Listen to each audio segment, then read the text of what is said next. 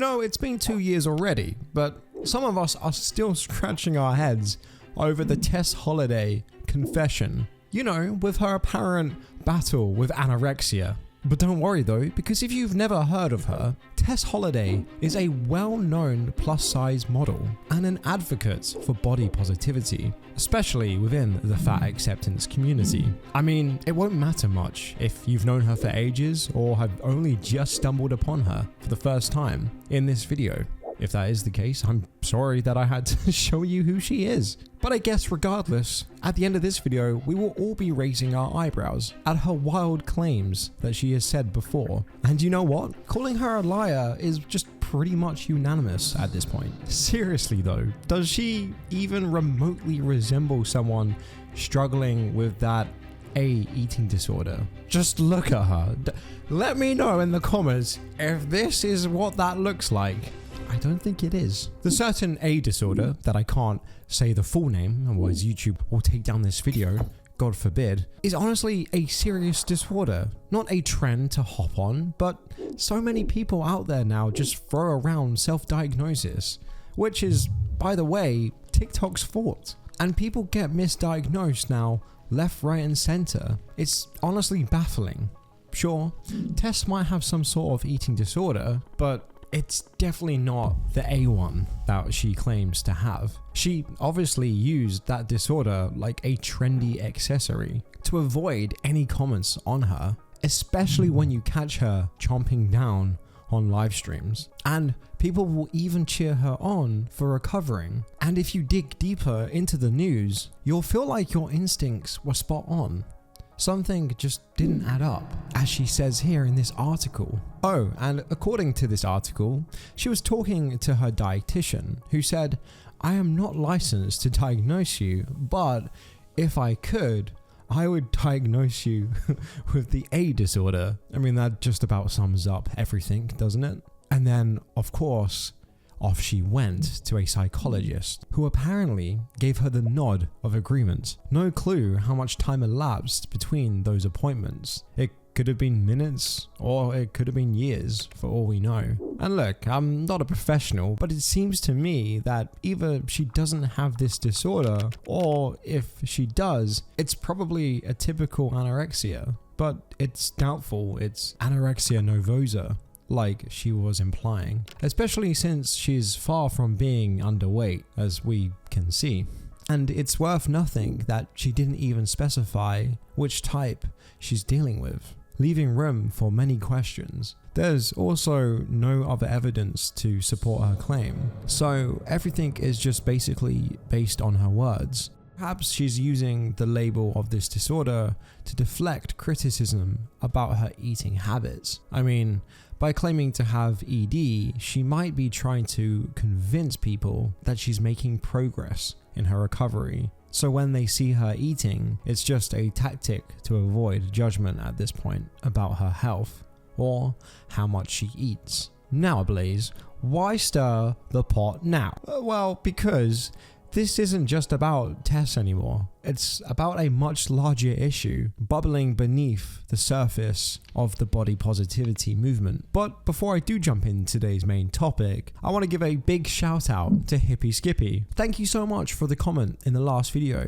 If you guys want to get a shout out in the next video though, please leave a comment down below saying body positivity isn't so positive anymore. It's true. Also helps the algorithm and I appreciate it so much. Also make sure to turn notifications on so you know when I upload next. And you can check if you win the shout out. Now, I want to take a step back and look at the wider landscape of this activism. And honestly, let's just call it what it is, right? Addressing the elephant in the room might not be the most delicate phrasing, and I don't want to be labeled as fatphobic. I'm just generally here to tackle the tough stuff. Like, what's really going on? And why does it feel like so many big figures in this movement are veering into a toxic zone? Tess, by the way, is just one voice among many who are advocating for this community. By the way, I recently dropped a video about Virgitober that might generally catch your interest, so feel free to check that out. You can click on screen or I'll leave a link in the description. But seriously, it's not just Tess and Virgie, they're just the tip of the iceberg in this community, and it's concerning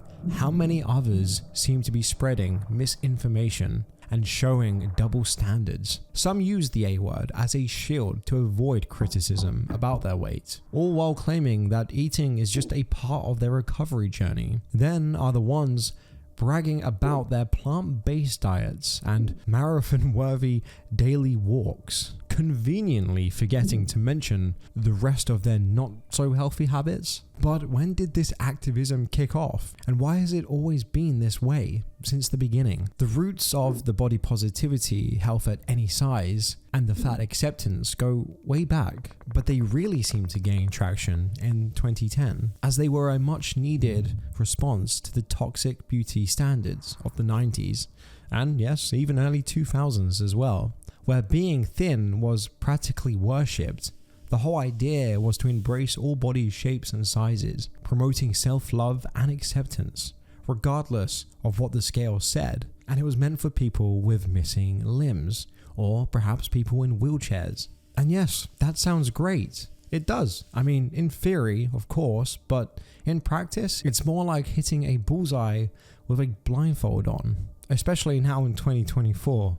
What started as a movement of empowerment seems to be curdling in the eyes of pop culture and society. To be a great ally to fat people, here are some things you can do. When you go to the doctor, encourage them to do the following things. Eliminate any weight or BMI cutoff policies. Stop using the BMI completely because it is ineffective and racist. Get medical equipment that will actually work for fat patients, like blood pressure cuffs that fit and won't give a false high reading because they're too tight. Set up their office in a way that makes it usable for fat people, like putting chairs without arms in every room. When you go to a clothing store, tell them to expand their size range. It does not matter what their size range currently is. Tell them to expand it. If you work in education, get in touch with the health and PE departments. Ask them if they have anything in their curriculum that involves students weighing themselves, counting calories, or using the BMI in any capacity. If they do, educate them on how all of these practices lead to eating disorders. How about you go live your best life and stop demonizing fat activists?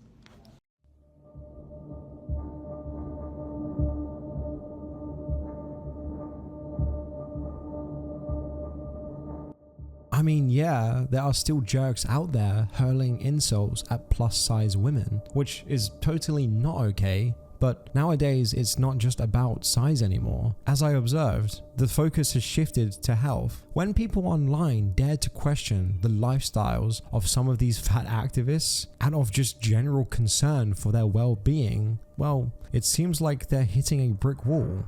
Either the activists dodge the topic, or they spin tales that would make Mother Goose proud, or they play the victim card, because we all know how well that seems to work. The idea that all fat people are unhealthy and all fat people are unfit and all fat people are miserable, whereas we are not one person, we are a group of individuals, and each individual has their own relationship to their health and their bodies. I have an incredibly engaged physical activity. What I'm hearing is this intense sort of discussion around self-hatred and when you're in a bigger body. And I wanted to ask people, like down the front there, you who's 20, is your life better? Are you happier? Is everything better now that you're slightly smaller than you were before? I mean, I think one of the things let's get an answer to the question. Are you? Absolutely. And I'm not a little bit smaller, I'm a lot smaller.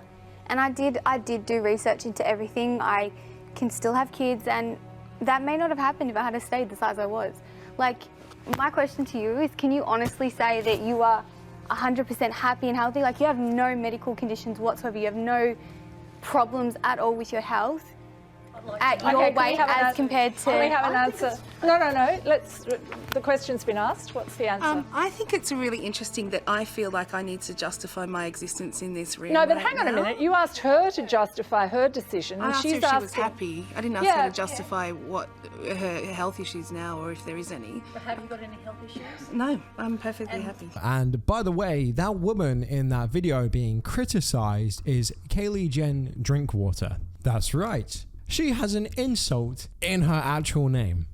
Quite fitting, if you ask me. Oh, and also, by the way, she is quite a prominent figure in the fat activist movement. Because of course she is. Every single one of them that looks like a Dark Souls character always is. Anyway, she can grill a fit person about their happiness all day long, but when the tables are turned and someone asks her about her health, she pulls a Houdini and escapes the question entirely, while also being very much triggered. Funny how that works. But honestly, at this point, let's just cut to the chase. Being obese is like having any other major health issue. We don't accept cancer, we fight it. We also don't promote it or tell people to embrace it. So why should obesity be any different, right? I'm willing to bet a good chunk of the fat acceptance community knows that obesity is unhealthy because it's not rocket science. They just don't want to put in the effort to change it, and that's their choice. Because losing weight isn't exactly a walk in the park, although that can help, but as soon as you ask a fat activist about their health, then all of a sudden you're the bad guy, and how dare you? They can question if you're happy being fit, but if you ask them how they're doing health-wise, then you'll be slaughtered out there. These movements are like kids playing pretend. Rather than admitting there's a problem, they act like it just completely doesn't exist. When Mrs. Drinkwater says, "No, I'm perfectly happy," she's obviously dodging the real issue. Happiness and health are linked. You can't be truly happy if you're not healthy. Yes, they aren't the same thing, but they do go hand in hand. So yeah, you can be fat and happy, but avoiding the health question to me speaks volumes. I'd love to know, like, what do you see as healthy with eating? Yeah, it's interesting that you've just assumed that I eat bad food because No, of I know. my I'd love size. to know, because if you're really healthy, do you have any joint issues, or so you're I completely? swim 2.5 kilometres a day. I walk, I exercise all the time. I am in a synchronized swimming team, and I really resent the fact that I have to actually justify my existence and my ability to live in the world in a bigger body in a But way we're that I'm all happy talking with. about health tonight. I mean, the Well, whole show is about weight and health. No, so what it's we've not been an talking about unreasonable. is surgery, and we haven't actually talked about the possibility that you can actually live in your life. No, but we in this have. body. We have talked about that. But all I'm saying is that a question to anyone about what they eat in the context of this program, anyone in this room, is perfectly reasonable. Oh, we've heard it loud and clear, Mrs. Drinkwater. You're just over the moon with happiness. I always find it funny too, because these people are just obviously so happy, but my God, do they complain a lot for being so happy? But at this point, let's not lose sight of the main point here. It's getting a bit old hearing her go on and on about how ecstatic she is to be overweight. That awkward stuttering, I am happy? Like, come on, man. Is she fooling everyone who's in that show? I doubt it. Oh, and by the way, guys, let's just play along with their little make-believe for a second, because suppose she really does swim 2.5 kilometers every day. That means she'll be burning around 580 calories per hour, assuming that is her stroke is around average at 1.6 miles per hour. But again, I highly doubt she maintains an average pace. And I mean, okay, let's give her the benefit of the doubt for a second. Maybe she's actually swimming that distance. Fine, I'm impressed. But let's not ignore the possibility that after her swim sessions, she's chowing down on 3 Big Macs. It's entirely possible, isn't it? You can't deny the evidence literally standing you in the face. There's frosting all over your mouth that you consistently forget to wipe off. But still, saying you didn't devour someone's birthday cake. Sure.